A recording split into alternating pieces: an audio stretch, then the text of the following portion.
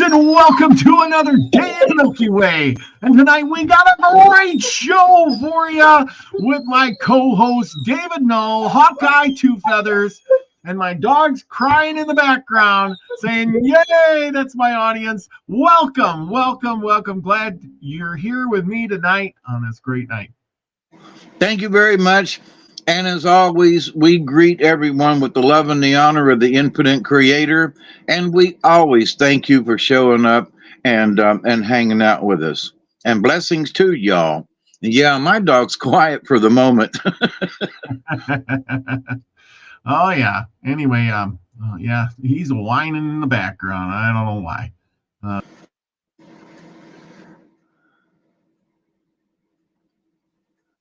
I don't know what happened there. I screwed that one up. I hit the wrong button. Anyway, don't you about me. All those buttons. Yes, I know. Don't you hate it when that happens? And all of a sudden, everything just goes black. And you're like, I don't know what happened to that. And now my green screen don't want to work. And it just goes for the show to show you that I don't. Well, yes, I understand. I have it. Maybe if I go like this. And then it don't want to work. Now it don't want to work. Can you go figure that one? Anyway, there we go. Maybe if I turn it off and on or something like that. Anyway, tonight we got a great show about David, we got Louis Wetzel. Louis Wetzel, and if I can get these things to start working here, then we can show some stuff, and I have no idea why this is just not working tonight. Boom, boom, boom. Why is that not going? I have no idea. What did I do? Did I do something terrible? Yes, I probably. There's a glitch in the system. Yes, there's got to be a glitch in the system. Let's try this. That ain't working at all. Let's try that. Maybe if I bring the camera back, now I have nothing. I went from bad to worse.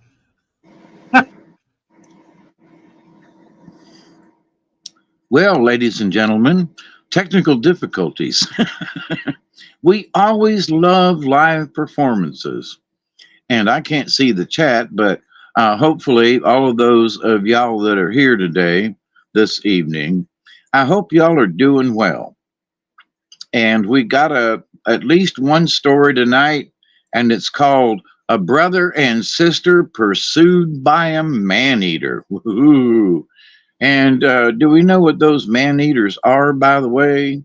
Hint, hint, they're really big people, like giants, for example. And this particular story that I'm going to tell later on is told by Henry Jacobs. And I figured that Robert would be back any moment now. But where was I headed with that? So for some of you who know about my channel, I put up a video the other day about our flooding here in the backyard. And last week we had a buku bunches of rain along with a lot of other people. So we're hoping that, if you had a lot of rain and if you had flooding, that hopefully it was not fatal. Our next door neighbors, Miss Sheila and Ricky, they were like this far from the water hitting the bottom of their floor in their house. And so the water was really up there. And one of the things that, a lot of people don't realize, and of course we don't have any rain at the moment, but is a little bit of water is very strong and can knock you over.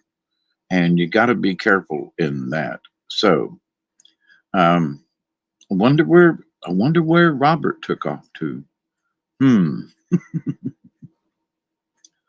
So, but in the grand scheme of things, there are crazy stuff going on out there in the universe. But one of the interesting things, to me at least, is how many people are actually, you know, getting into meditation these days. Hey, Robert, you back? I'm back. I don't know what happened there, but the thing just kept saying, "You're not getting on. You are from being on this thing." Oh man, I tell you, it was just crazy. Nobody, it's spoiling my adventure here. I tell you, it was I got a good one for it too. You know, the night's a good one, but we don't give up around here. You know that's what we do. We don't give up. And I kept yakking while you were gone, so That's right. Thank you for holding down the fort. That's what we do. Anyway, F Kitty's in the house. Scotty boy. He says he just got the notification, and Chloe is here to visit us. Hey, Chloe. Anyway, we're going to get right down to business because I just wasted a bunch of time dinking with that because I just wanted to touch things up on the screen, and I screwed it all up. And I'm going to get my stuff put together, but we're going to be talking about Louis Wetzel. And who is this guy, Louis Wetzel? And we're going to, of course, everybody likes to see stuff.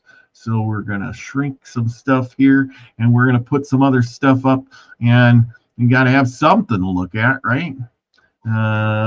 Because like stuff. Yeah, like stuff, exactly.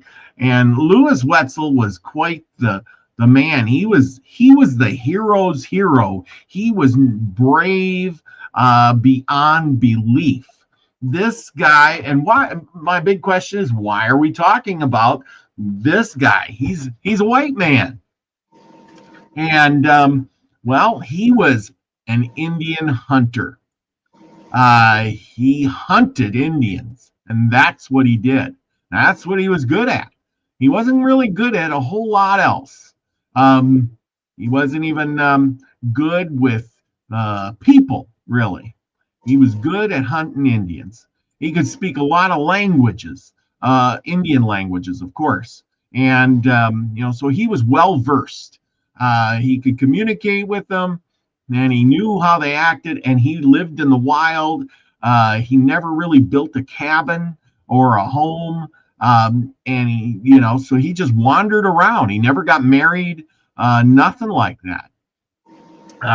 Basically, he was a frontier man through and through. But was he alone? Heck no. He was also known by the Indians as Deathwind, because when he came calling, he would take the barrel of his gun and blow on it and make that noise. And they would call him Deathwind because they could hear it, and it scared him to death. Okay, so where does this bring us? So wait, when he blew on the barrel, it was sort of like blowing on a Coke bottle that makes that noise. Oh yeah. So if you're wondering what kind of noise was it, if you've ever blew on a Coke bottle and made that noise, that's basically what the kind of sound. So anyway, go ahead. I'm sorry. No. That's fine. But that's the thing. They could hear that. Back in the day, you could hear that in the woods. Things were quiet. There's no planes going over, cars or nothing like that. And when they heard that, the Indians got scared. They knew him. They wrote a lot of books about him because this guy literally lived the adventure. They named parks after him. They did a lot of, there's roads and things, Wetzel Rock, I found all kinds of stuff. And this guy did it in a fairly short period of time. Wetzel County, formed in 1846 from Tyler named for Louis Wetzel, the great frontierman who, with his brothers during the Indian days, ranged the settlements from their home in Marshall County throughout northern West Virginia. Okay, so with all of that, you're going to say, well, what is that? What does this mean? Let's get right into who Louis Wetzel was and where he came from. Let's go to his family.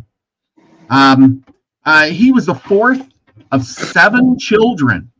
Now, back in the day, remember, they had children, lots of children. He had 5 brothers and 2 sisters. He was born to Mary Bonnet, who was French, he was born from Mary Bonnet.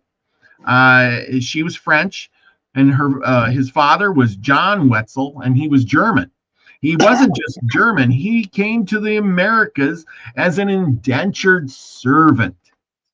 And of course, he hooked up and married this gal named Mary Bonnet. Now, you're probably saying, who is Mary Bonnet? But there's a whole nother story there, too. Mary Bonnet was the daughter of a pirate. Not just any pirate, but Steve Bonnet, Charleston's gentleman pirate. Believe it or not. And Steve Bonnet, he served, or he was a pirate. He served in the British Navy, became a pirate, and he was sailed with Blackbeard for a time, for at least a year. And then he got off. He was pardoned, and after about another year, he decided to go back to being a pirate again.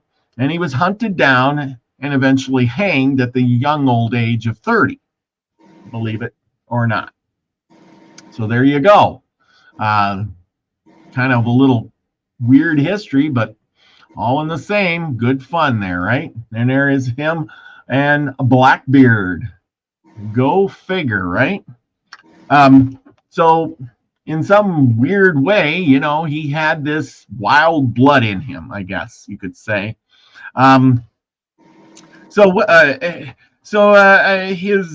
father, Captain Bonnet, was a pirate. He was born in 1688, and of course, 30 years later, he was hanged because of his being a pirate.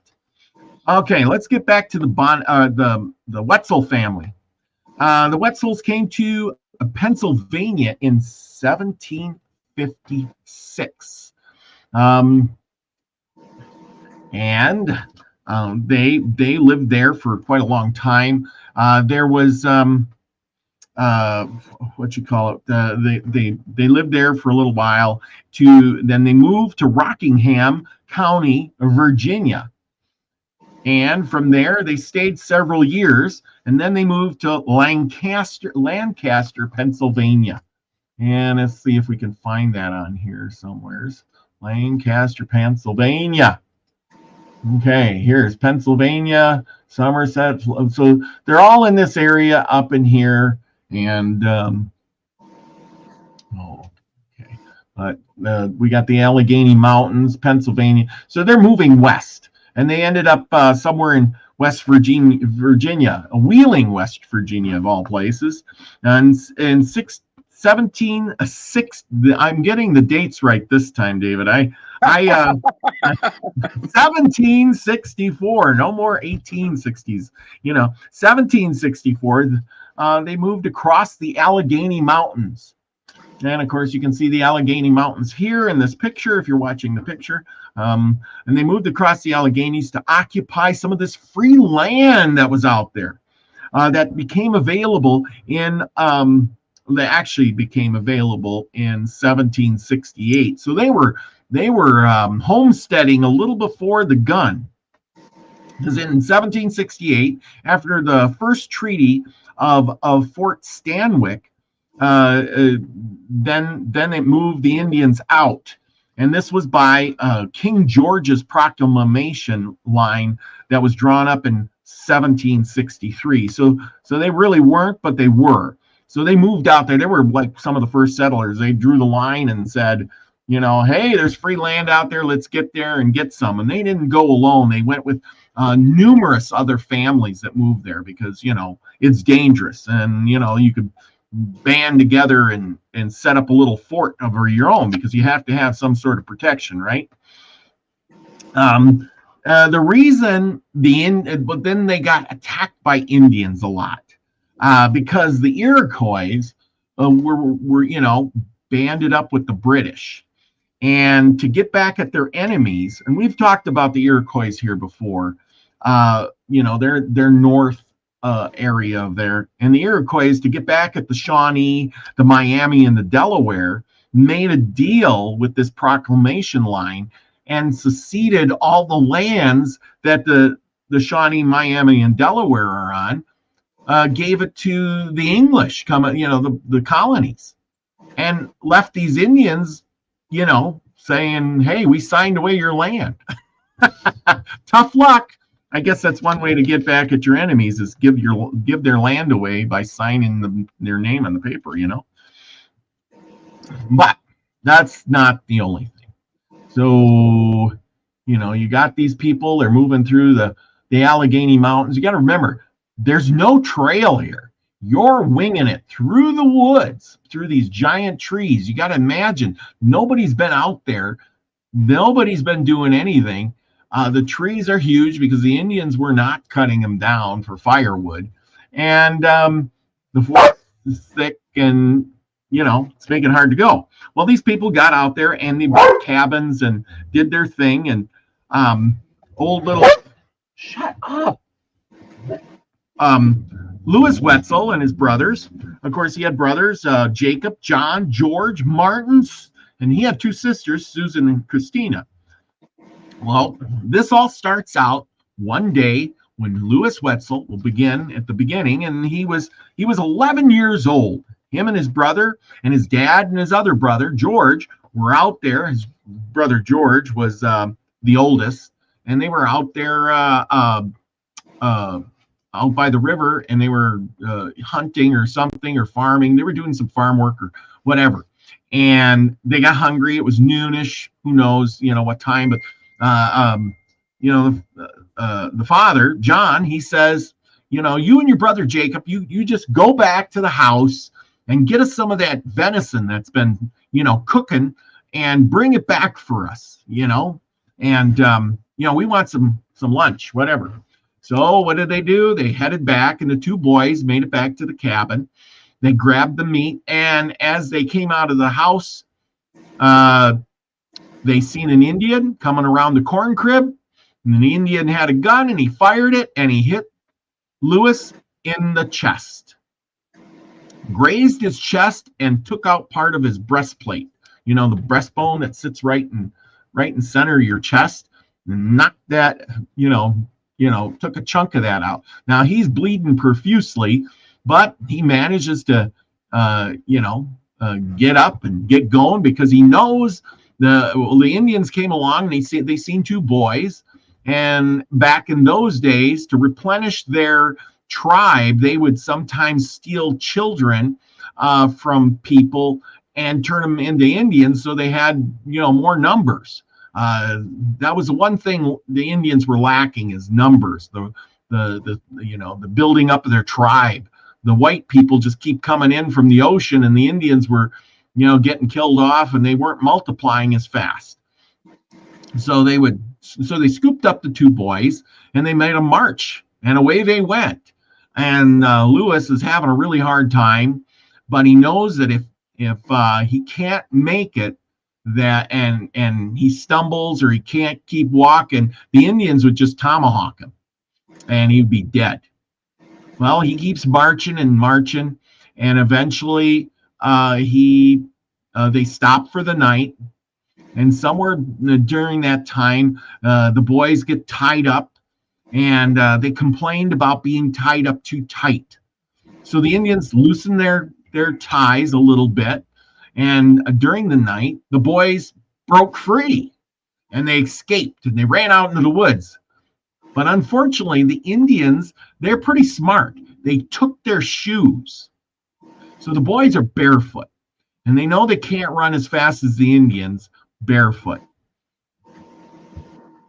So Louis, the brave one, he says, don't worry, I'll sneak back into the Indian camp, and I will get us some moccasins. So he snuck back into the Indian camp. He finds two pairs of moccasins, and he goes and brings them back to his brother. They couldn't put the moccasins on because they were too tight. So they had to go down by the river and soak the moccasins so the leather would stretch over their feet. Then now they got to go back to the they're going to head back. But Lewis says, no, there's no way we're going to do this. We are going to, we're going to get killed. So Lewis sneaks back into the Indian camp and steals the gun that they stole from the cabin when they caught the two boys. And so there they go. Now he's got a gun. And they ran. The Indians woke up and started chasing them later. And for 2 or 3 days, the boys were chased by the Indians and almost caught. But during that time, even though badly injured, little Lewis and his brother swore an oath that they would always hunt and hate Indians as long as they shall live. And hence they did. So that was the beginning of his Indian days. And then from there, he began to learn how to hunt. That was kind of the main thing they did out there, hunting for furs and trapping and things like that. And so he grew up in the wild and, became one of those, trappers, hunters. And during those days, he proved himself again. There were some horses stolen, and he was called, and him and a bunch of guys went out to get the horses. They retrieved the horses, and when they did, the Indians came after them. Most of the men, just said, we're just going to take the horses and skedaddle out of here. And Lewis said, come on, I'm going to go back, and I am going to get those Indians that stole our horses. Again, being cocky and brave all at the same time. He takes another guy with him and convinces one of them to go with him, and away they go. And along the way, what happens is that the Indians see him. They started, a gunfight. The next thing happens is his friend gets killed, and the Indians, there's 4 of them, chase him down. Well, Lewis is a good shot, and just like Simon Kenton that we talked about last week, Lewis learned how to load his gun. Remember, this is a black powder gun. Load his gun while running, which was quite the thing. And it was a really good thing to learn too. Yes, because the Indians, gave him this, knew, and they couldn't believe, but they always said his gun is always loaded. It's never empty, because the Indians knew that it took a man about a minute or so to load his gun. And in that time, they could run up on you and attack you. So Lewis had been, he knew the Indian ways by this time, and he took off running. And while he was running, he loaded his gun. And when one of the Indians come up close to him, he turned around and he fired, because they didn't think he had his gun loaded. He'd been running this whole time. He fired and killed one. And then, of course, the other 2, or there was 2 or 3. Well, they hunted him down more. And again, they treed themselves. And if you don't know what treeing is that, if you can see in this picture, there's, the trees are huge. So when you're running and you stop to look back, the Indians would just hide behind a tree. It's called treeing. They would just wait until you move, and then they would shoot you. So he had this way of dealing with that by putting his cap out onto his gun, or his the ramrod, I should say, the ramrod of his gun, and he would hang it outside of the tree, and they would fire. And of course, those black powder guns gave off a big puff of smoke, and when they fired, he knew where they were at, and he would, jump out, and then he would shoot them. The oldest trick in the book, which is probably was something he started. and of course, remember too that the Indians didn't learn how to load on the run, and if they were stopped shooting, they were going to have to pull out their powder, get out the ball, and all that. So so that's how he was able to not only identify them, but then shoot them, because they already fired their weapon. So anyway, Yeah, sorry. yeah. Now they needed a minute to load their weapon, so he's safe Right. until and his favorite thing was he had a tomahawk. He loved his tomahawk. He could tomahawk somebody too. Well, he goes ahead and manages to kill the third Indian, and of course the other two continue to chase him, and eventually they're down to two Indians. He fired again. Now there are two Indians chasing him. Well, one of the two Indians got really close to him. He had his gun loaded, but he turns around and the Indian was upon him in a hurry, knocked him to the ground, and they had a brawl. Being a young boy, as he was at the time, he wasn't winning too much, and he was almost going to get killed, but somehow he managed to grab his gun and point it at the Indian while rolling around, and he pulled the trigger and killed the guy. Well, by that time, he loaded up again while the last Indian showed up, and he turned around, and the Indian got really scared because he killed all three of his friends, and he took off running and left them alone. And the guy returned to tell the tale of this wild Indian killer, because one white man against four Indians just didn't really happen. You know what I mean? Right. Yeah. Anyway, he was Indian hunter, a fighter, a scout. He said in his lifetime he killed over 100 Indians. At least he had 100 scalps, and he may have killed even more than that. He would go on the patrol to hunt Indians. He would stalk them, and then at night he would sneak up. He was smart because he was all by himself, so he would stalk them, and at night while they were sleeping, he would sneak into their camp, and then he would knife them and tomahawk them while they were sleeping. Believe it or not. Anyway, it's the wonder is he survived past 10. I mean, because sneaking into the camp at night and stuff like that, you gotta really be sneaky. Yeah. If you're sneakier than a native, well, you gotta really be sneaky. Yeah, well, and that's the thing. He was pretty sneaky. He had to be. Well, yeah, exactly. Anyway, we're gonna get on with this. Checking my notes. Well, see, he was 11 when he was first caught by those Indians, and he didn't really start fighting doing killing Indians and stuff off until he was like 17, when he was with them guys when they stole the horses. But after that, he was he came back as a hero, because he came back with all the scalps, and then they're like, holy cow, because back in those days the Indians would raid people's homes, burn them down.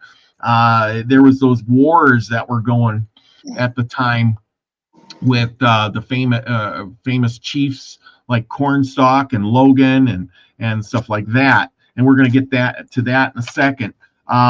So as he's growing up, his father and his brothers all participated in battles like the Battle of Point Pleasant. We talked about that. That was where there was 1,500 people, and they got caught. The Indians surrounded them, and they got outmaneuvered. It was the biggest defeat of the Americans ever. And we're going to present that here in just a second. I gotta put my screen again. But anyway, Point Pleasant, and he was in Point Pleasant, and of course he fought wars, he was at the Battle of Point Pleasant in 1740 or 74. He also fought battles with Daniel Boone, Simon Kenton, who was his friend, to defend Fort Henry in 1777 and in 1782 in Lord Dunmore's War. He also there is a story of him when he was in one of those battles at the forts. Oh boy, he was a sneaky one. The Indians were trying to dig under the fort. I could go on with stories like this all night. This guy was like, he had more adventures than any guy I've ever read about in the short period of life he had. He was at this fort, and the Indians were coming in. They were digging a hole under the fort to get in, right? And as they came in, he found where they were digging, and when the first Indian came up through, he tomahawked him, and then him and his brother pulled him off to the side, and then another Indian would come in, and he would tomahawk him. After about the sixth Indian, the other Indians realized that their buddies weren't coming back. But it took he killed 6 of them. I mean, this guy was just racking up the numbers. He was feared by all the Indians. The Shoshones called him Long Knife. The Hurons called him the Destroyer, and the Delawares called him Deathwind. I mean, you had to really work up a name by being an Indian hunter to get those kind of names from the Indian tribes, I tell you. He served in the Revolutionary War. He also is believed to, and we talked about this here too, with Lewis and Clark on their expedition. He didn't go the whole trail. Apparently, he knew Lewis and was stuck with the party for about 3 months till, it wasn't his kind of calling, so he moved on. So he did participate a little bit in their journey. Man, this guy, he was all over the place. He helped his brother Jacob construct a road from the Pennsylvania to Indiana under General Arthur St. Clair and Henry Harrison's order of a bit, and I got their picture here too, so we're going to put them up. And here is the general, and this is General Clark. I am pretty, oh come on, get out of the way. General Clark, another famous general who he served under. So they, he really got around. He knew like everybody. It was said that he put a little bit of silver in his lead bullets because that's what, protected him from the Indians during his Indian fights. It said that he took scalps for pleasure. He also fought a battle with this guy here, which is Cornstalk, who was a famous Indian, and who ended up dying too, of course. He fought alongside Daniel Boone. This guy did a little bit of everything. He was the guy that you would call when your family, got killed or something like that. And you wanted, to do some, retribution anyway. Revenge. That word do. Yeah. So anyway, let's see. Okay. Let's see. Where are we going to go with this? I got a bunch of notes here. Oh yeah. The White Renegade. Okay. I'm going to go to this page here. And I got lots of notes. There was a story about this lady Rose Fraser. I think that was her name. Anyway. Okay. So Fraser's Rage. This we're going to call this. Investigating, they found a camp of Indians. Yeah, that had been following Rose. And this guy Fraser, his house was raided, right? And they took his wife. They killed all the men and they took the wife, and the Indians ran off, right? Well, Frazier, the husband, was out farming the fields or hunting or something like that. And he came back and he sees his wife is gone and everybody's dead. And so he goes and tries, and he finds Louis Wetzel. And Louis Wetzel and him, they go ahead and get on the trail, and off they go chasing the Indians. So the Indians took this lady, Rose, and they went across the Ohio River. The two young men couldn't get quickly across the river themselves to catch up, so they had to make a raft. And during the night, they went across while the Indians were sleeping, and they caught up to them. They brought their guns and their powder horns on the raft, and they basically swam alongside the raft because they made such a, basically putting a couple logs together so their guns didn't get wet. And then they pushed it across and swam across the cold. Can you imagine swimming across a cold river? Oh, boy. No, but if anybody's been up there, where Kentucky and West Virginia come together, the Ohio River is wide. So it was a great feat for them just to swim across it. And it was in cold water. So, but when you see the mighty Ohio, it's a big river. So they, they just didn't throw their, it ain't like crossing the Rio Grande where you push in and a couple of strokes, you're on the other side. No, this would have required some decent swimming. Yes, definitely. Okay. Well, after they were going, they crossed the river. They smelled some smoke. They followed the trail. They came across the campfire with the Indians they'd been following, and they seen Rose was still alive. She was huddled against a tree, and she was crying. Oh boy, that's a good one, right? Louis Wetzel was good with children, and he was good with women, but not many other people. 3 of the Indians were asleep, and the 4th was sitting up with his back against a tree. And Frazier was there. He was more. He was along for they started firing at them and charged. They charged into the camp full bore. Him and Frazier to finish him off. Of course, Wetzel tomahawk and knife in hand, and also a gun. And boy, it was crazy. Unless they try not to get Rose killed, because that's what the Indians did. If they got attacked, they'd just kill their captives.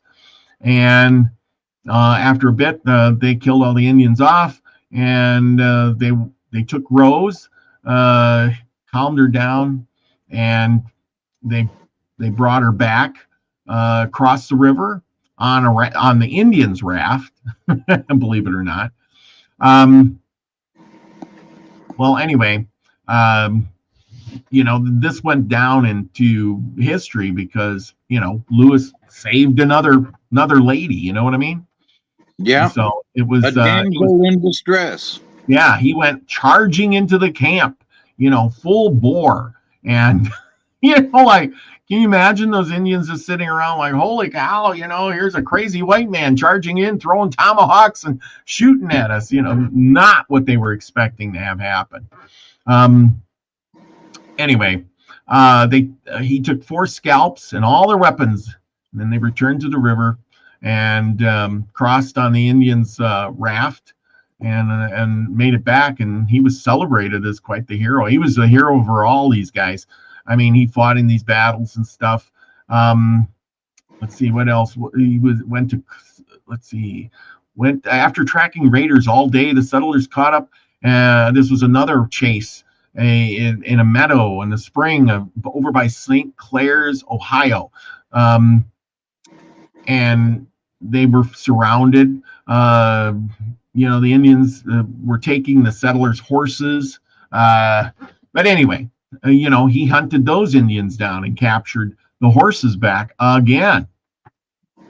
Eventually, he was more over by Wheeling, basically he was still in that West Virginia area, Ohio, Kentucky, that big swing there. Let's see, what else do I got on my notes here? Oh, he could. We talked about him loading a rifle while. Oh, okay. So as he got older, the Indians, the treaties were made, and Indian fighting wasn't so good. Even during one of the treaties, poor Wetzel, he didn't like Indians. Boy, he didn't like them. And literally during one of the what do you call it? Treaties? Where the Indians camped across the river, right? And they were trying to make peace. And he found one of the chiefs that was walking alone one day, and he stepped out in front of him, pulled his gun up, and shot him dead and scalped him right there. But unfortunately, the Indian did not get killed. He lived to tell the tale. Believe it. Wow. Yes. Not a good thing. It was a Delaware chief. He was acting as a peace emissary. He was invited to the Americans' camp under safe conduct, which, And he got scalped and lived? Yes, he was shot, scalped, and he lived long enough to tell him that it was Wetzel.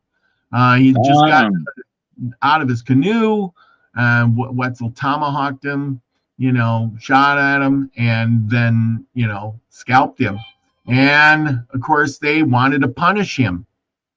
They said, you can't do that. People thought it was, whatever. But anyway, so he went ahead and they tried to imprison him, and they were going to hang him or something. And all his, they had him locked up, and all his friends came to his aid, especially Simon Kenton, who showed up along with a bunch of other guys and said, you either let him go or, we're going to burn this place down. We'll take him by force. The judge signed a paper and said, we reschedule this thing. He's free to go. And away they went. And he let him go. This guy, his name was, he was a Tegunta. Tegunta? I think that's how you say it. Tegunta. Anyway, like I said, poor Indian, but people loved Wetzel so much for saving their family and friends, and making people afraid, or making the Indians afraid of the white man, that they didn't want him hanged after he did so much. But that wasn't all his troubles. He still kept getting into trouble because, we're having peace with the Indians, and you can't just keep going around shooting Indians. Well, eventually, because the Indian hunting days were kind of over. You know what I'm saying? He did end up moving. This was kind of the sad demise. He moved down towards Louisiana. And in that point in time, he got in more trouble, and he was in prison. Again, he figured out how to get out of prison. He asked the guards to loosen his shackles on his feet, and they took him off so he could do his business or something like that. He managed to jump and run, and once he got into the woods, they never caught him again. He had somebody file the shackles off his arms, and he was gone. And again, he escaped. They caught him. Finally, Wetzel wasn't in quite such good favor. They finally caught him in Louisiana for, of all things, counterfeiting. Wow. Yeah, counterfeiting. He was locked up in a prison down there for several years. Eventually, he found a way to escape. He must have did something. He had some friends on the outside, and he said he was sick. And they called the doctor, and the doctor came in and said, yeah, he's really sick. And the next thing you know, Wetzel died. Louis Wetzel died. Well, they brought in a casket, and the doctor pronounced him dead. They put him in the casket and hauled him off. Well, he wasn't really dead. As soon as the casket got out the door and everything, he was out and gone. So and you know, so he escaped again. Uh, let's see. So this we're getting up there in years. This was in 1804. He was briefly recruited to the Lewis and Clark expedition as a hunter. Uh, about after 3 months, he was either dismissed because remember he didn't get along with people, or he left on his own accord. They say, um, apparently for discipline requirements because you know they had strict rules. Um, anyway, let's see where else, but so forth and so on. Louis Wetzel ended up settling down at a friend's home where he stayed for a while, and eventually he caught yellow. Being down in Louisiana, he caught yellow fever and died. He was buried in the front yard, as custom would have it, with his rifle, and he had that. Oh, I forgot to mention that he always had really long black hair. They said he had long black hair that would drape down to his knees. Believe it or not. Yeah. And he would tie it up in braids and stuff like that. Well, he was buried in the yard with his long black hair, and he was only 45 when he died in 1808, and kind of forgotten about. I mean, not his legend, but where he was buried and stuff. But eventually in 1942, a man did some research, figured out where, you know, his cabin would have been, asked neighbors and people, and really searched it down. And in the middle of some farmer's field, then, he found where the cabin would be and dug it up and found the grave of Louis Wetzel with the gun, you know, his long black hair. You know, he's probably kind of not much there, but he gathered up the bones and all the pieces and parts, and they took him back to West Virginia, where he is buried to today. Uh-huh. There you go. A little bit of a story about Louis Wetzel. A lot of Zane Grey books were written about him. You know, there's more stories than I can tell on this show tonight. That's how much he was out there. He was, like, you know, everywhere. So, like I said, and let me add something here too. Yeah. There was an old movie, and I want to say it might have been the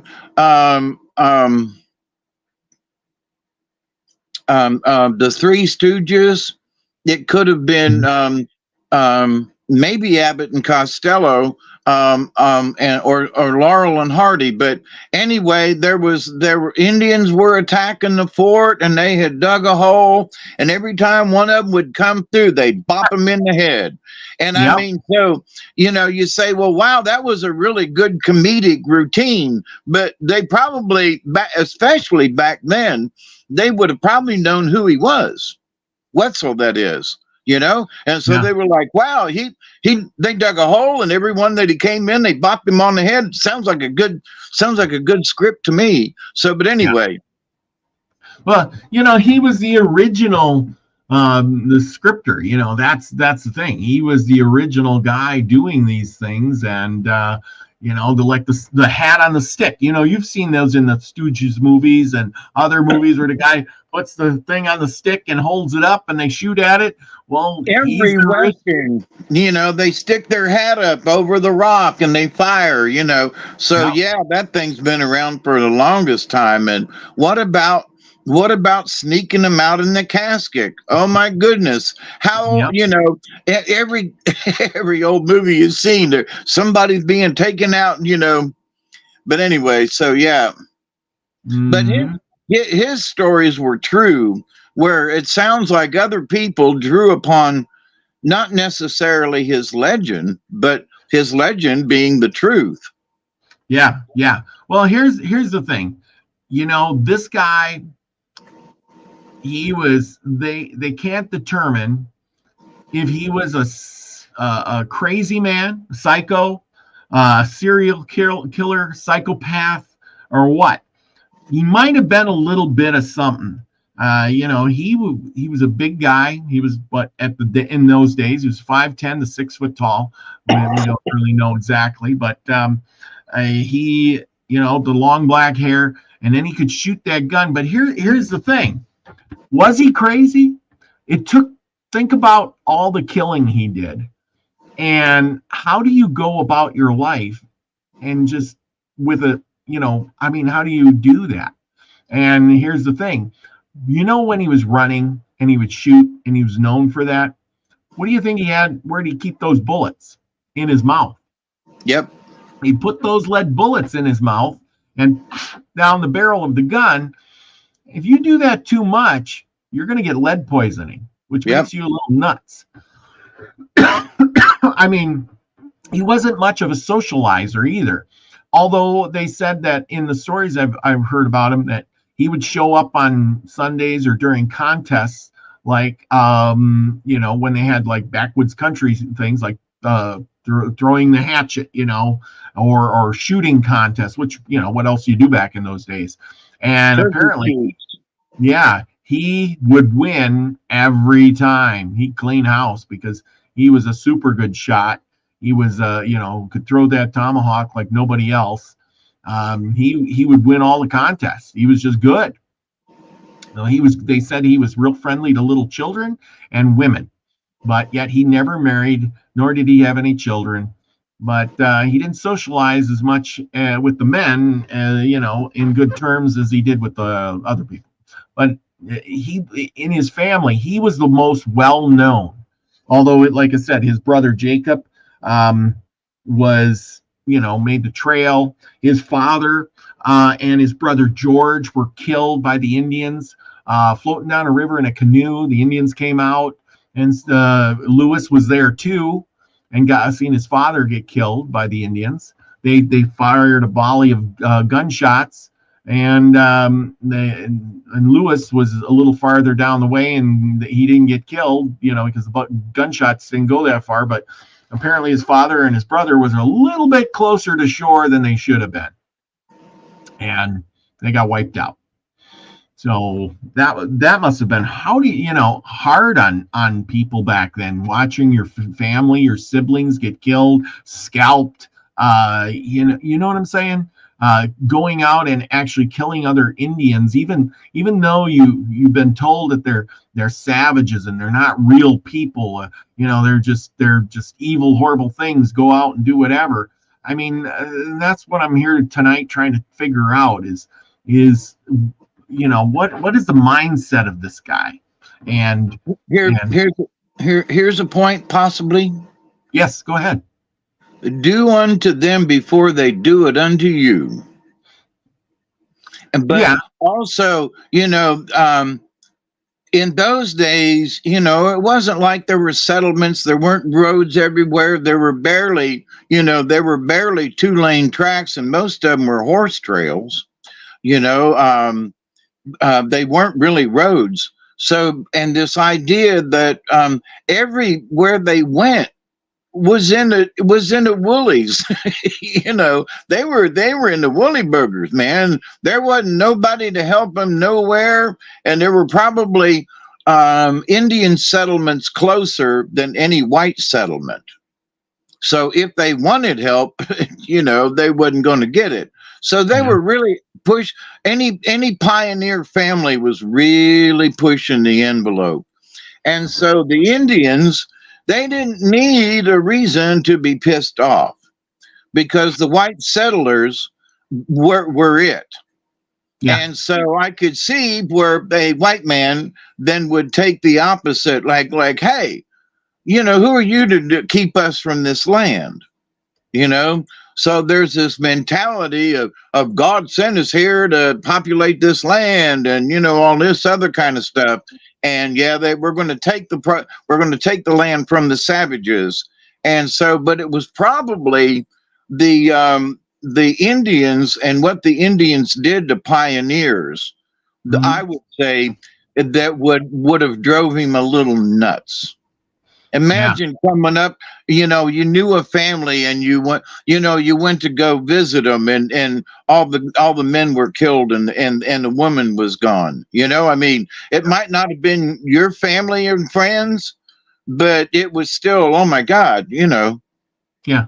Well, you got to remember, from what I read, it said that it wasn't just a few families; it was thousands of people were getting killed by the Indians. Thousands. Right. I mean, it wasn't. It wasn't like out west when the Indians attacked and they killed a couple hundred, a few families here and there. It was thousands were getting killed. Their homes were getting burned. You got to remember, being in the woods, then the Indians snuck up on you quick, and they were getting this free land. So, hey, if somebody's giving you free land and all you got to do is put a house on it, boy, a lot of people are going to take that chance. Yeah. And, why not? And if for those folks who've never been in the Appalachians at all, if you've been in the woods just a little bit, there might be an open spot in a clearing or whatever, but so they wouldn't know that there was anybody there until they were there. Yeah, it's big, it's quiet. Out west, trees. It was open more, and you could see them coming. But when you're in the trees and all and stuff. Especially, what did you call it? Treeing? Yeah, treeing.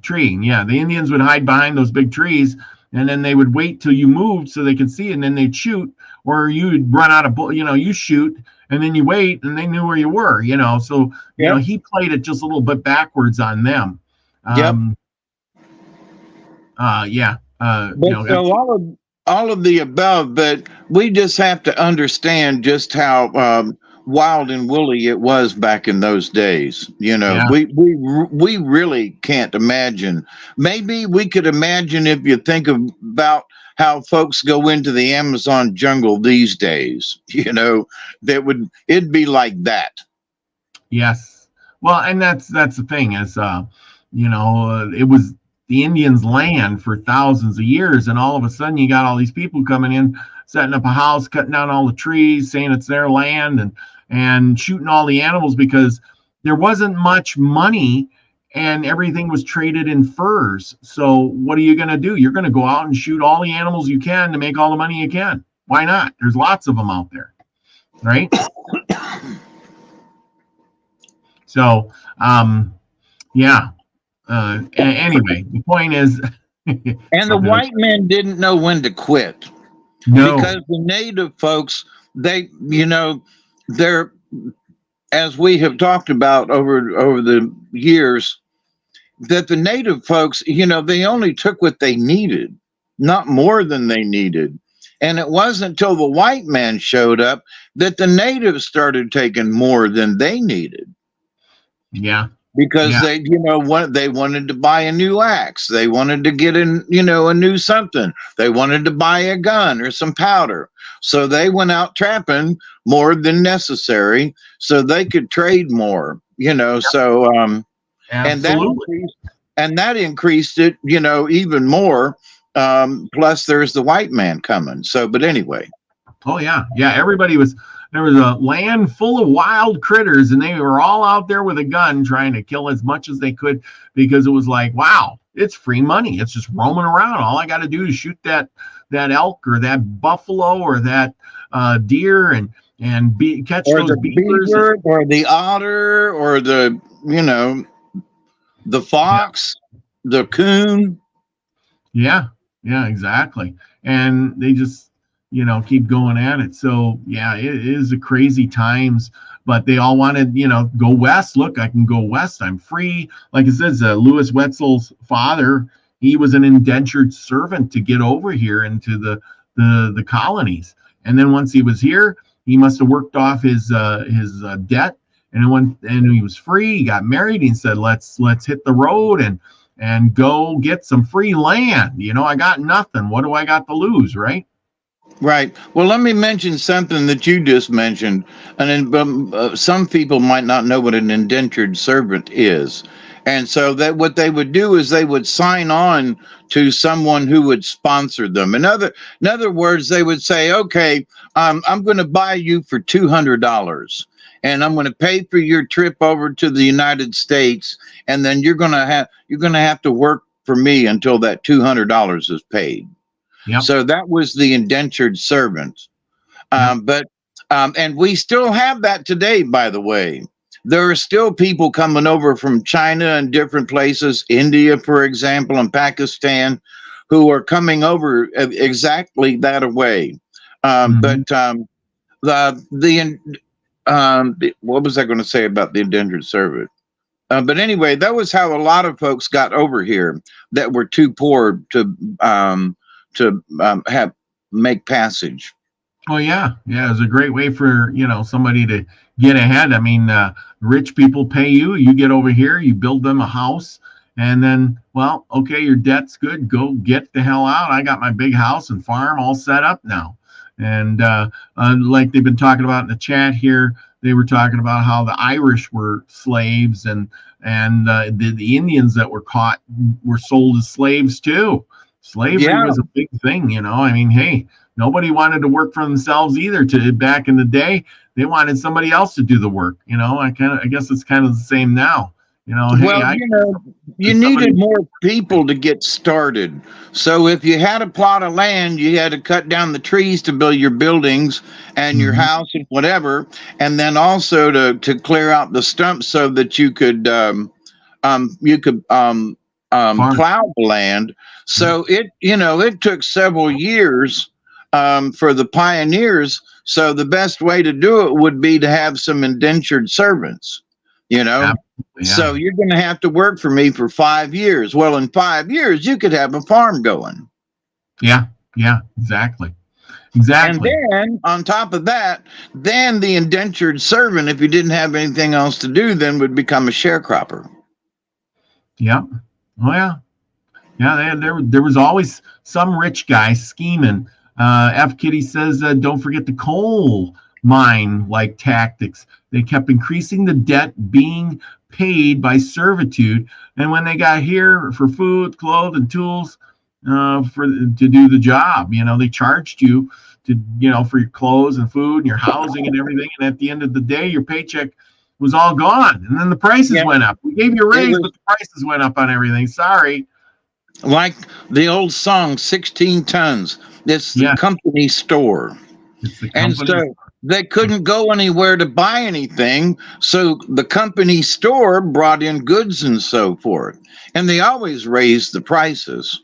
So and of course they would give credit out to those folks that that worked for them, but so you were always indebted to the company store. Yep, that's absolutely true. And it wasn't just the coal miners, but it was other. Well, like there were lumber mills and lumber yards and stuff like that was working way up in there. And so, they did basically the same thing. But anyway, there was a lot of that going on. People think that, like in the 1920s and 30s, when a lot of the coal strikes and stuff was going on, there's big stuff. And, this stuff goes back to the 1500s, Yeah, exactly. It does. It really does. I mean, but it was a real fact. Our country was founded on some sort of slavery, or built, I should say, on slavery, and that's how we got to where we're at in some way. And I know it sucks to think about the bad times back then, but we got to make the best of it now. We can't go back and correct the things of the past by paying reparations and doing all these things, because we're past that. It's hundreds of years ago. It'd be like saying, here's the thing. There were white people who were slaves. Yeah. Forget, the blacks, and they were in chains and all that. But there were the Germans who had their bit of slavery. But the Irish, they were, oh yeah. Then there were the indentured servitude, and some of the penitentiaries in Britain, because there were too many people. So they'd load them up on prison ships and send them over here. Georgia was a penal colony, and one of the things that the first prisoners did was they needed tall, straight pine trees for ships' masts and so forth. And Georgia is full of them, was full of those giant trees back in the day. And so, and they got prison help to do it. So, you know, that's slavery, you know. Well, he did something bad. Sometimes if you did something like murder somebody, then they just killed you, you know. So you must have stole something to get 5 years. Yeah. You know, something along the line. You stole some horses or something, and they gave you but the reason they gave you that sentence, much like still today, they put you in jail so you could work it off. You know, they made you an indentured servant by making a law that you could break. You know? Yeah, exactly. Because there wasn't prisons set up like they are today. They got to have something for you to do. Anyway. Yeah. Oh boy. Anyway, so that's our story of Louis Wetzel. I mean, he lived a full life. His 45 years that he was alive, he made good use of them. He had more, like I said, it's amazing that one guy could have so many adventures, so many wild times. I mean, from the age of 11 on, basically starting about the age of 17, fought in the Revolutionary War with his, brothers and all the big battles under these generals. I mean, he was known by everyone. Like I said, the different Indian tribes called him, Long Knife, Destroyer, Deathwind. I mean, can you imagine being an Indian being threatened so much by one guy? He was also known. Oh, here's a good one for you. One time he was on the Indians' most wanted list. and he was. And here's a good story for you that I read. Like I said, I'm sure there's a book out there, and I'm gonna find one and read up on it. But he was captured by the Indians one time. Okay, and the Indians held their greatest enemy in high prestige. So he was their greatest enemy. And so they didn't treat him like a piece of crap. You would think that they'd want to like whip him and beat him and torture him and all. He was treated really nice. And they were going to, burn him at the stake or something like that. And, they wanted a big crowd, but they treated him really good because he was really revered as, the guy. You know what I mean? It's like, yeah. Well, because especially as we've talked about over the years, Native folks were really, especially the men, it was all about how good of a warrior you were. Yeah. And so they, they relegated warriors to a high esteem. So even though he was on the other side, he was still one hell of a warrior. Yes. And I mean, it's like, the Red Baron during World War I, Snoopy shot him down. But the fact that the British pilots, they were all like, "This guy is great," even though they're shooting us down. He's shooting us down. The guy was phenomenal. So, but anyway, yeah, okay, yeah. So being the great warrior, he was treated very well. They were going to burn him at the stake. But one of the Indian chiefs thought it was not a fitting death for such a brave warrior as he was. So in the middle of the night, he snuck into the tent where he was being kept, and he freed him. And Louis Wetzel repaid him by killing him dead and escaping. Go figure. I mean, I feel bad for the guy, but then I feel bad for the Indian guy. But what do you expect? You got a snake, and yep. What does the snake so what do? You do? Huh? Right. So what do you do? Yeah, I know, but I mean, he was, like I said, if he could have got away, and the Indian, whatever, but. Still, he killed the Indian and got away. I'm thinking, oh man, but hey, that's just it. It's his nature. He didn't like Indians. Like I said, he killed that one Indian. He, God just killed him, and he did that many a times until he got. And at first, but then after there was treaties passed and the Indians weren't on the warpath so much, it wasn't all that pleasing to go, to a treaty thing and say, look at all the Indians around here. I'm just gonna tomahawk some of them and kill them. Why not? They're just walking around peaceful like. Not such a good idea, Mr. Lewis Wetzel, right? Is that what he did? Yeah, during the times of the treaties. Wow, yeah, wow. That's what got him all in trouble. Is this Indian chief was making peace? He was invited on right. That's right. And he said, "Yeah, it's just an Indian. What the heck? Whew, I'm taking the scalp. What the, I mean." And then, like I said, it was. Well, by that time he might have been a little nuts. Yeah, but that's what I'm saying was he getting a little lead poisoning? Did he hate Indians that much? Was he really in his right mind, all the time?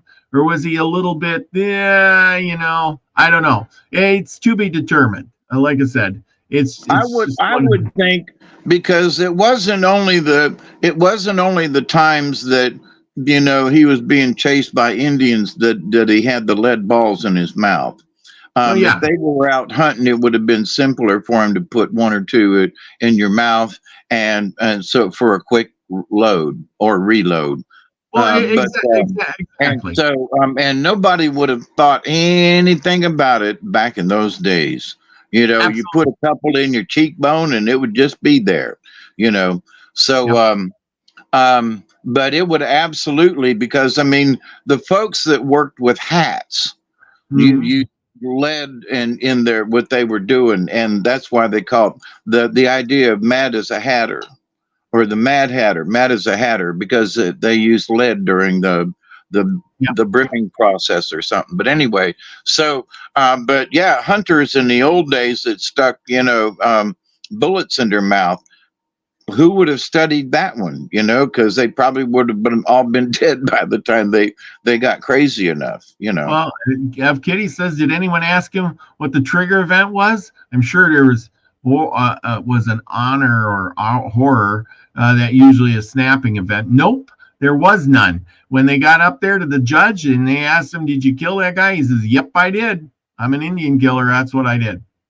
I'm like, and that's why they were like, wow, there ain't no case here. He just walked up, hey, he's an Indian. What, maybe he was the guy that coined the phrase, any good Indian is a dead Indian, right? So there's a lot more out there about him than you can actually, he needs a book. They based a lot of movies and things on him, and books they wrote about him and stuff like that. Like I said, he was a very colorful character when it came to these things. But anyway, we're gonna. So but let me back you up just a second. So okay. All those the plaques and everything, they're all in West Virginia. I imagine West Virginia and Pennsylvania. And Pennsylvania. Okay. Pennsylvania, West Virginia, a lot of the areas like that. So, like I said, he got around those areas the most, and that's where they've been into Kentucky and Virginia. It could have been. I'm sure there's some in Kentucky too. Like I said, it was that big area there where Daniel Boone was. He hung out with all those guys. Daniel Boone, like it says, even the rest of his brothers were Indian fighters too. They had a story behind them. He was just the most prominent Indian fighter there was. So I haven't gotten into researching them, but hey, anyway. I was thinking about, he said, well, he killed about 100 Indians. Well, if you're in an Indian battle and there's 200 Indians against however many of there are of you, it wouldn't be hard for you to kill 10. Like so, that, and if you've had several battles in a couple of years, that's 10, 20, 30, you could have a sizable amount of scalps within without going around killing individual people, you know, is my point. Yeah, So, well, like, but one of the first things I thought about was, I think that guy might have been a little bit of a serial killer, sneaking into camp, you know. Yeah, he was like I said, he wasn't just, you know, and here's the one thing they noted about his killing. He killed them. He didn't torture them. He didn't, you know, do like the white man or the other Indians did to the white man. You know, he just killed them, you know. And the Indians tortured people a lot. I mean, it can get really graphic of what they did. There was the one guy I'm going to research. He was quite the Indian fighter too. And when the Indians caught him, they took him and his wife, and they tied his while he was still alive. They tied his entrails to a tree and made him walk around and around and around until he died. Now, I was like, woof. Talk about a sad ending. Ugh, you know, anyway. I can't even imagine doing something. Who came up with that? Wow. Yeah, I know. Wow is right. Anyway, that torture was, yeah, Scotty Boy says, torture was departed to culture. Yeah, that's exactly it. Anyway, yeah, Off the Hook says that's horrific. Well, I want to say hi to everybody before Off the Hook leaves. Off the Hook's in the house. Mary Wins, Scotty Boy, Mark the Spark Arc. We got F Kitty in the house. Lucky Stone. We had oh gosh, who else did we have in here? Oh, Big Justin was in the house tonight. Thank you all for joining us tonight. I'm sure there's more of you. Chloe's in the house. Anyway, we had a bunch of people so far. Well, now, David, you got a story for us tonight, don't you? Yep. Cleaning my glasses, getting ready. All right. Clean your glasses, getting ready. Thank you, everybody, for joining us and putting up with my shenanigans at the beginning, just because I wanted to get a better. I can't get this thing over. Anyway, I got two big screens and I'm trying to get everything situated. But anyhow, thank you all, because that's what we do around here. Susie Q's in the house. She says, much love. Pearl Jones is in the house. Hey, Pearl. Anyway. Hey, Miss Pearl. Yes. And everybody else, too. Yep. We got a good story for you tonight. And I didn't check down to the end, so I don't really know. I won't know how long the story is till we get there. That's all right. I've been playing around with those stories and chopping them out of videos, and we are now streaming on Spotify too, people. So you can tune us in if you listen to Spotify. Check my channel out, Milky Way Soul Tribe on Spotify. There's all the shorts are there. I'm clipping out shows are there, and you can turn it on while you're driving down the road and listen to it, you know, as you're driving, or if you're sitting in a house, you don't have to look at the pictures. No more. Skip all the commercial stuff. Just go right for the show and tune us in on Spotify. Go over there. Follow me. I'm trying to get some views and stuff. I just started this last weekend, but Spotify seems to be the place for the good talks. Joe Rogan can do it, so can I, right? And that's what we're doing. So, yep, Hawkeye's pulling a card tonight. Don't you worry, Mark. The Spark, Spark. There you go. Anyway. Yeah, and I had to let Duggar in, so Duggar, we should be set for a few minutes here. Few minutes, yep. Anyway, so it's all good. Speaking of Duggar, he wants to sit in my lap now. Anyway. Yes.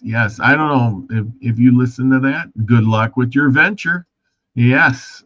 I don't do Spotify. Sorry, Scotty boy. I do Spotify. I listen to Spotify all the time. It's especially when I drive around all day. I don't have time to watch no YouTube much, but I do turn on the Spotify, and they have some great stuff. I just will type in what I want to see on there. It's free, you know, so why not? and I avoid a lot of the commercials, and I can listen to some of these podcasts, and I take notes, and I take notes, and I take notes, and that's how we bring these good shows, because I've listened to about 20 podcasts about Louis Wetzel, and each one had a little bit something different to say about him. Believe it or not. So anyway, there we go. I'm going to get the screens up here and ready for a story, of course. And I think I got the right one. A brother and sister pursued by a man-eater. Yeah, we know those man-eaters like to take the heads or something. So imagine this is going to be a good one. Well, they like to take the heads of the man-eaters. Oh, that too, yes. And man-eaters are... There you go. Lucky listens to Spotify. There you go. Man-eaters are... Trivia question. Man-eaters are giants.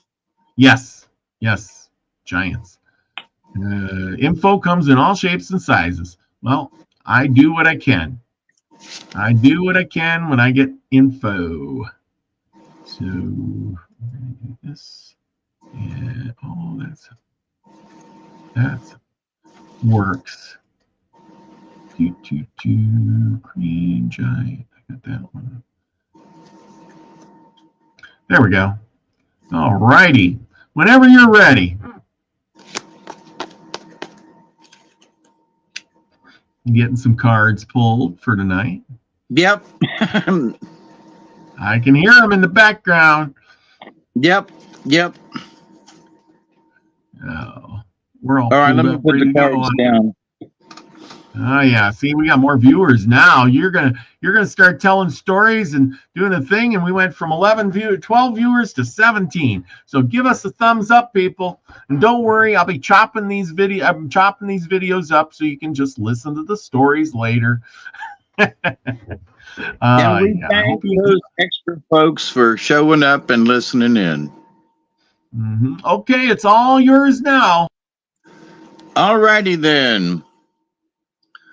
So again, we're still on the Seneca Indian myth from J. Curtin, 1923. And this particular story as is told by Henry Jacobs. And he has told several stories in our progression of stories here in this last bit about from the Seneca myths. And this story is, again, a brother and sister pursued by a man-eater. A man-eater stole a little girl and carried her to his house in the woods. There was a partition in the house. The man-eater stayed on one side of the partition and the girl on the other. He brought deer meat for the girl, but he ate human flesh. The girl had a brother, and he determined to get her away from the man-eater. When he was ready to start, his father gave him a bow and an arrow. The arrow was hollow. He gave him a piece of flint, a pigeon's feather, and the tooth of a beaver, and said, "If you are in great danger, throw the flint, the feather, or the tooth behind you." One day when the man-eater was off hunting, the brother, who had been watching around, went to the house, saw his sister, and told her she must come with him. But they couldn't go home, for if they did, the man-eater would find and kill them. The young man shook his sister till she was small. Then he put her in his arrow and said, "The arrow will strike a stone at the end of the world. It will burst and you will come out.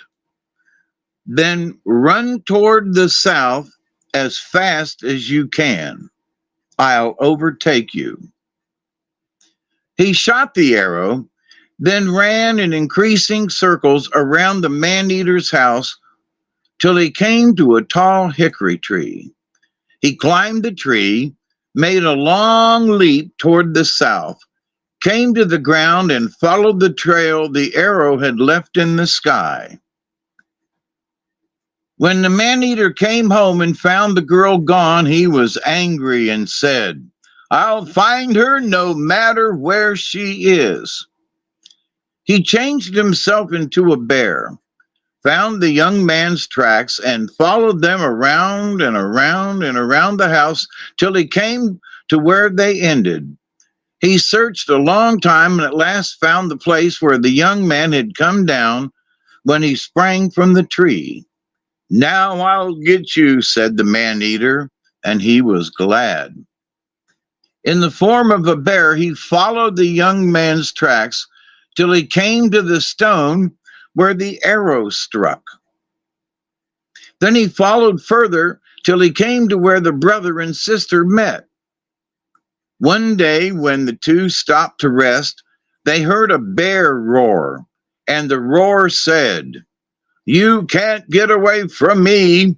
I'll find you no matter where you go." The girl was so frightened that she fell. The young man didn't know what to do. Then he remembered that he had a wonderful pair of moccasins that belonged to his mother. He took the moccasins out of his pocket, put them on the ground, and said, "Go west as fast as you can." He put his sister in the arrow and shot it off toward the south. And climbing a tall tree, he sprang from it, landed far away, and followed the arrow. When the man-eater saw the moccasin tracks, he thought they were the girl's tracks, and he said, "Now I'll overtake you." He ran west all day, ran through swamps and across rough places. Just at dark, he came to a rotten log, and there he found 2 moccasins. He tore up the moccasins and roaring, "You'll not get away from me," he turned and ran back, ran all night and the next day, came to the old track, then ran in circles till he found where the young man had struck the ground. After a long time, he came to the stone where the arrow burst, then to the place where the brother and sister met. He had almost overtaken them when the young man thought of the piece of flint his father had given him. He threw the flint behind him and said, "Be a rock across the world." When the man-eater came to the rock, he said, "I never heard of a rock across the world. I'll soon get around this." He ran a long time, then, thinking that he was going in the wrong direction, turned and went back to the starting place, and then off in the other direction. After running all day and finding no end to the rock, he went back a second time to the starting place. A little piece of flint lay where the rock had been. The man-eater was terribly angry. He broke up the flint and ran on faster than before. Again, the man-eater, in the form of a bear, was getting near. The girl was tired and cried. The young man encouraged her, told her they had friends on the road and would soon have help. When the bear roared, "I'll have you now," the young man threw the pigeon feather behind him with the wish that pigeon droppings would block the way. The man-eater came to the deposit and couldn't get through. He ran all day to get around it, and then thinking that he had gone in the wrong direction, he went back to the starting place and ran in the opposite direction, but finding no end, came back to the starting place and lay down. When he woke up, a pigeon feather was on the trail. The deposit had disappeared. He was mad with rage. He went on swiftly and again was near the brother and the sister. The young man threw the beaver tooth and said, "Let there be a beaver swamp deep and wide." The man-eater came to the swamp and tried to cross, but couldn't, saying, "I've never heard of a beaver swamp so long that I couldn't go around it." He started towards the west, traveled all day, and then went back and off toward the east. But finding no end to the swamp, he returned to the starting place and lay down. When he woke up, the swamp was gone, and on the trail was a beaver's tooth. The young man thought, "I've nothing more to delay the man-eater. Maybe we will die now." But he encouraged his sister, and they ran on and soon came to an opening. In the opening was a house, and in the house was an old man. They called him Uncle and begged for help. "I'll do what I can," said he, "but farther on you have another uncle who will help you more than I can." The old man was a net maker. He gathered up his nets and spread them on the trail. When the man-eater came, he got tangled up in the nets and was a long time freeing himself. He wanted to kill the old man, but not seeing him, called out, "You have made me lose time. I'll come back and kill you." The brother and sister came to a village, and when the chief heard the young man's story, he rubbed them with his hands, changed their looks, gave them different clothes, and told them to stay with his people. When the man-eater was near the village, he took his own form and going to the chief said, "A young man has stolen my daughter. I am following him, but I am tired and want to stay here and rest." He knew that the brother and sister were in the village. After a while, the man-eater said, "I was brought up to have fun." "We have no time for fun," said the chief. "We are going into the woods to hunt." The young man knew that the man-eater was looking for tracks, so he went to the edge of the clearing where there was a stump, put down a pair of moccasins, and said to them, "Run all day, but come back at night." The man-eater saw the tracks and followed them. Towards night, the moccasins came to the stump, dropped down, and were nothing but moccasins. When the man-eater came and saw them, he was so mad that he tore them to pieces and tore up the stump. The chief knew that the man-eater would stay around till he found the brother and sister. So he said to the young man, "I will help you all I can." He spat on 4 pieces of bearskin, then gave them to the brother and sister to fasten on their feet. "Now," said the chief, "your tracks will be like bear tracks. When the man-eater is getting near, put your sister in an arrow and shoot it toward the west. Then spring from a high tree and follow her. You will come to a house where there is an old man. He will tell you what to do." The man-eater came upon the bear tracks, but didn't mind them. After traveling a long distance and finding no other tracks, he rubbed his hand over a track and smelt of it. Then he knew they were the young man's tracks, and he followed them till he came to where the arrow was shot off. And after hunting a while, he found where the young man came down when he sprang from the tree. The brother and sister came to an opening and saw 10 boys playing ball. In the middle of the opening was a house, and in the house was an old man who, when he heard the young man's story, he said, "I will help you all I can, and my boys will help you. I know that man, I am older than he is, but he hasn't as much power as I have. He will come in the form of a bear." When they heard the bear coming, the boys threw up their clubs, gave a war whoop, and ran forward. One hit the bear a blow. The bear chased him. Then another gave it a blow, and it turned and chased that one till another boy hit it a blow. This went on till the bear stumbled and fell. Then the boys cut off its head. They buried the body but made a ball of the head. The brother and sister wanted to start for home, but the old man said, "Many people are coming to play games. You must stay and see the sport." Early the next morning, a crowd of people came.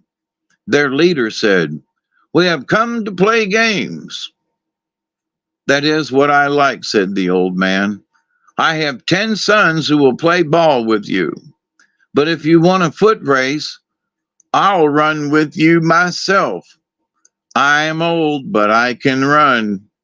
Do you know what we bet?" "We do." "You bet heads." "How many men have you?" 50. "Well, we will play ball. If you beat us, you may cut off my head and the head of each one of my sons, of my 10 sons. If we beat you, I'll have your head and the head of each one of your 50 men." The old man always carried his ball west. The head man of the 50 wanted to carry his ball west. "No," said the old man, "it is my rule to carry west. You must go east." They disputed a long time. Then the old man brought out a board, black on one side and red on the other, and said, "Choose your color. I'll throw the board up. If it comes down your color, you may carry the ball west. If it comes down my color, I'll carry west." The head man chose black. The board went up out of sight. The old man kept saying in his mind, "Red, red, red." It came down the red side up. The old man had a ball and the head man had one. They quarreled over the balls, but at last agreed to play twice, once with each ball. They put the old man's ball down. His boys snatched it and ran west. 50 men followed the 10, but couldn't catch them. They came back, took the head man's ball, and ran east. The 10 followed, and the swiftest runner of the 10 snatched the ball and ran west with it. The old man won, and the 50 with their head man lost their lives. When the brother and sister were ready to start, the old man said, "I'll make a trail for you. Look at the sky and you'll not get lost." He took a stick and made a mark on the ground. Then he motioned and a line came on the sky. He said, "If you lose the trail on the ground, you'll see it in the sky. Follow it and you will get home." The girl was in a hurry. She said, "We can travel in the night as well as in the daytime, for we can see the trail along the sky." They traveled fast and were not many days in getting home. The end.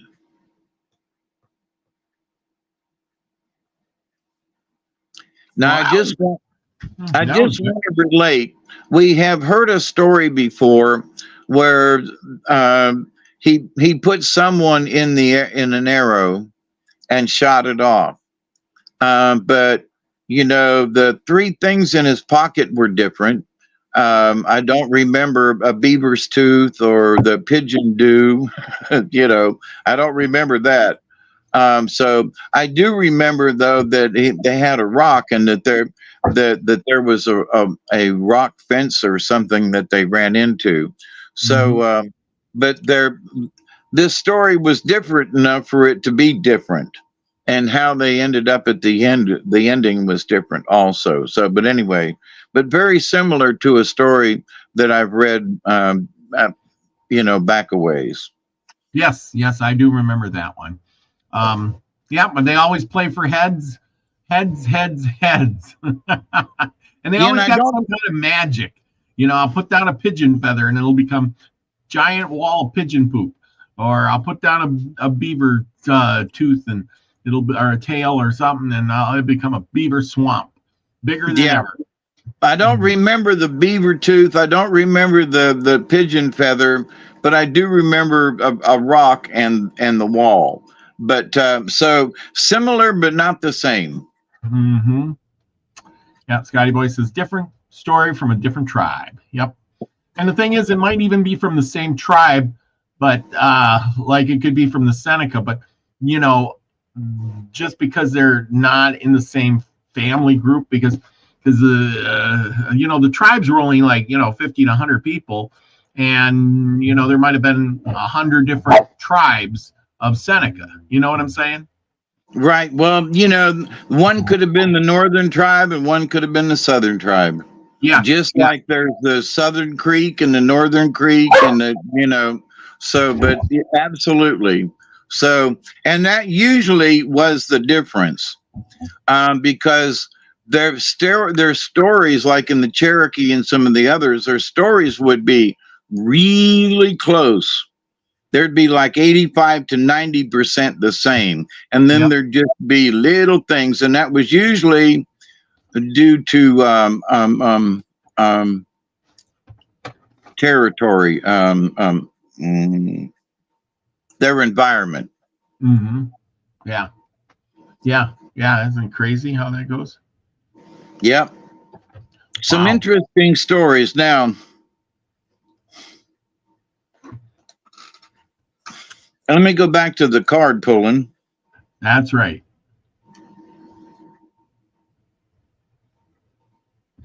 Oh yeah, card tonight. There's some big vibes in the air, people. We gotta have a good card. We got storm clouds rolling in on the home front. Yeah, according to the news, anyway. But anyway, yeah. F. Kitty says it feels more primitive ones come from time before their colonial encounter times. Yeah, well, and that's the thing too. Is remember, once the white man showed up, the Europeans were there. They brought diseases and killed off entire tribes, all, you know, and so there was a lot less people to pass on those stories. I mean, if everybody in your tribe got killed off due to some disease, or most of them, or at least the storyteller people, it would, you know, the stories would die, or maybe somebody had to make up a few bits and pieces of it to get it to be back to normal again. You know what I'm saying? But you know, also they had to be interpreted. Yes. So they were interpreted. So whoever was doing the interpretation to the white person, you know, so whoever the Indian was, so there's always a little bit of something changed in the interpretation. Yep, that's for sure. Oh, yeah, well. They're thinking it's going to be crow and beaver, Scotty Boy says. Yeah, F. Kitty says badger and frog.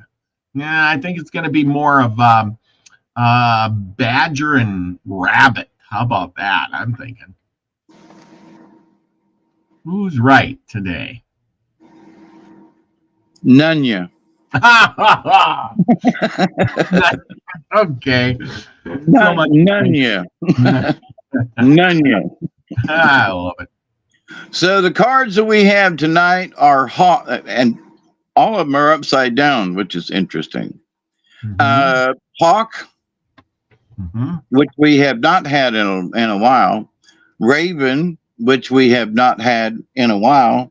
Mm-hmm. And Skunk, which it's been a while since we've had Skunk. Oh boy, yeah. So,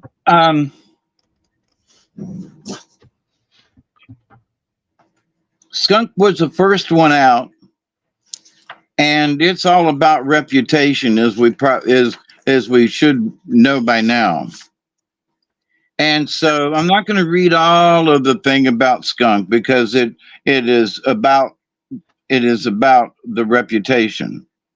Mm-hmm. So, Skunk, tell me the story so I will know it well, of how to attract and how to repel. So Skunk is all about reputation.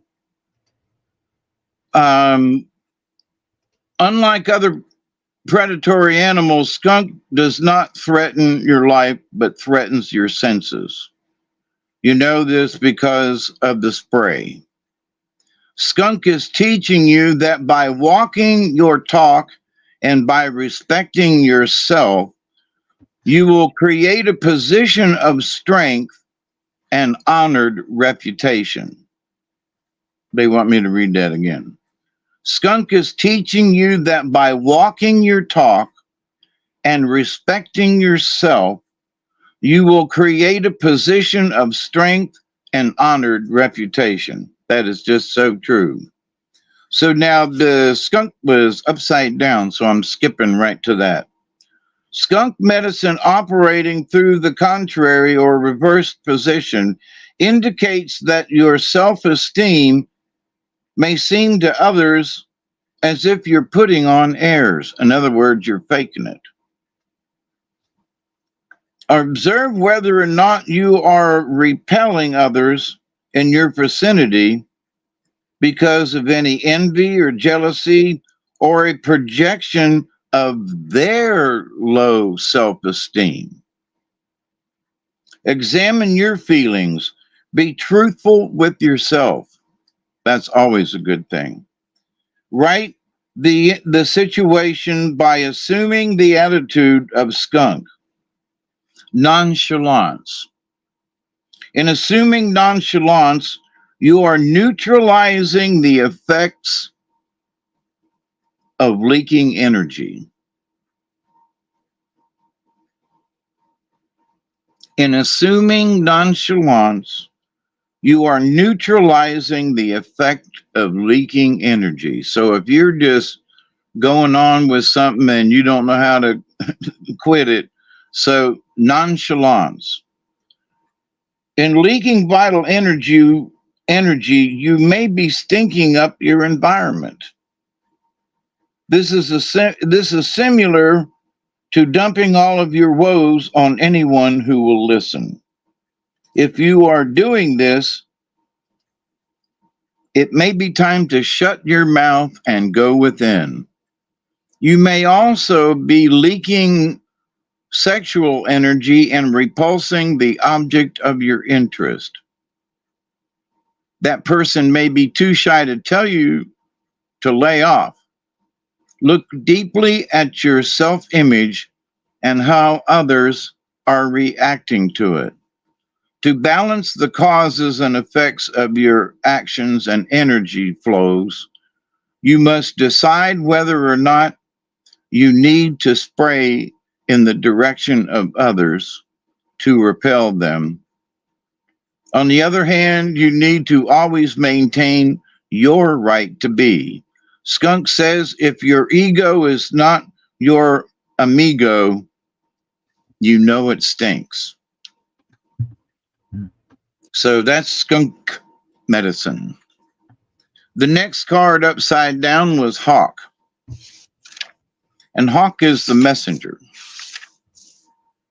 Interesting. You know, Hawk's way up in the sky, so it can't smell the skunk.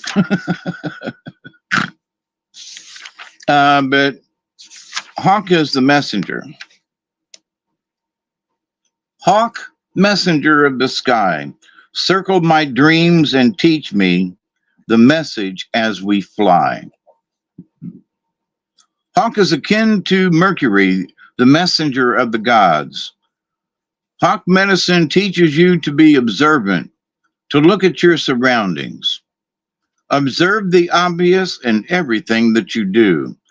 Life is sending you life is sending you signals. Life is the initiation.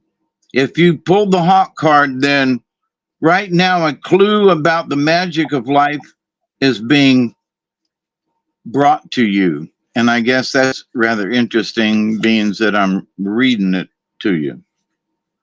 The magic of Hawk is being given to you. This magic can imbue you with the power to overcome a currently stressful or difficult situation. The test is your ability to observe the nuances of power lurking nearby.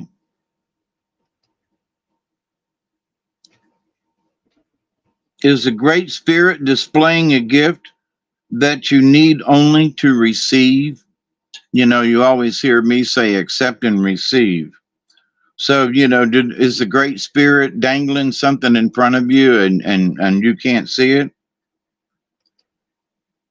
Or has the gloominess of a present situation left you earthbound, unable to hear the voice within the raindrops splashing on your window? Pay attention. Now for the upside down. If you've drawn Hawk in reverse, it may be because you have shut down your powers of observation on some level. Observation. If something is in your life has become too painful to feel, too unbelievable to hear, or too dark to see, it is time to examine the point at which you choose the point at which you chose to let yourself become emotionally involved and no longer be the observer. When you allow your emotions to override your perceptions, the message from Hawk cannot penetrate the chaos and confusion. They want me to read part of that again.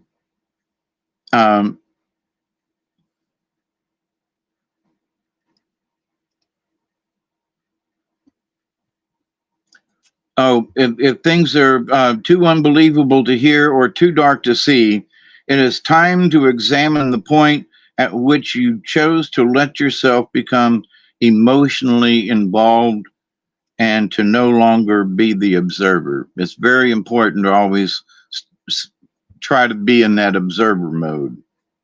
When you allow your emotions to override your perceptions, the message from Hawk cannot penetrate the chaos and confusion.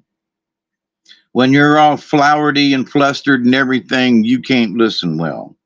At this point, you are asked to be mindful of the honest observer neutral position, which allows the message to be intuitively and clearly understood, without emotion coloring its true meaning. And that's so true these days. Folks let their emotions cloud their judgments. So stop it. You got to take a deep breath and take that neutral observer position. Emotional coloring is a tendency of Hawk medicine people when they are off balance. Their emotions cloud their vision and lead to a crash landing. The ego can clip the wings and leave Hawk grounded.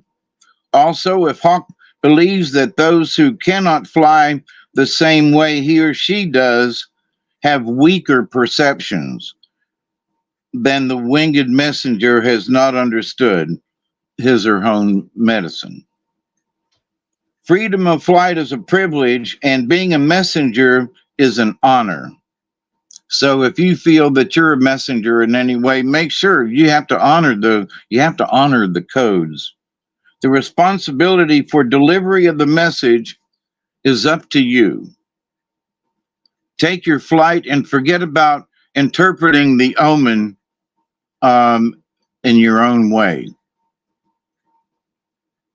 Take your flight and forget about interpreting the omen in your own way. Hawk's here. Yep, there's a message.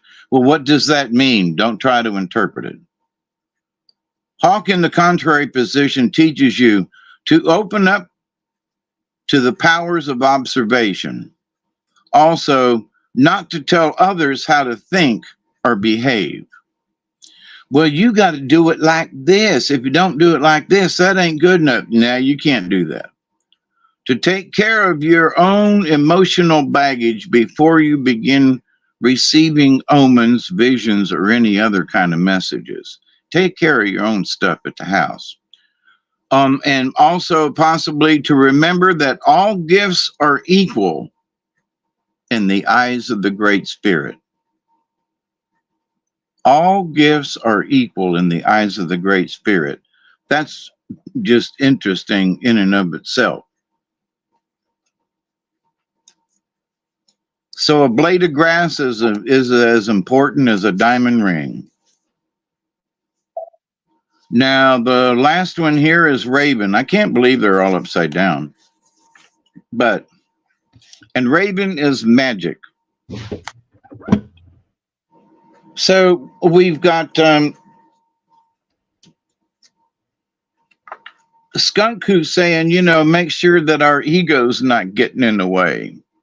And to make sure that our reputation is good. And what do we want our reputation to be? Well, Hawk is saying we need to be the observer, and maybe, what is our reputation? Well, it's built upon what we do and what we know and what we say.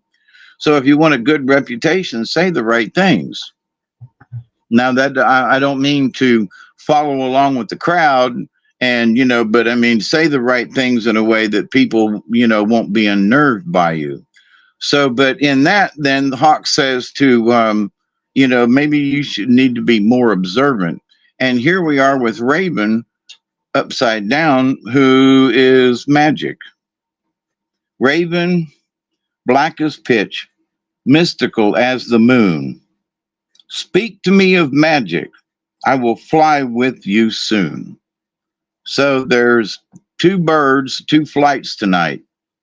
So throughout time, Raven has carried the medicine of magic. This has been true in many cultures across the planet. It is sacred in the medicine ways to honor Raven as the bringer of magic.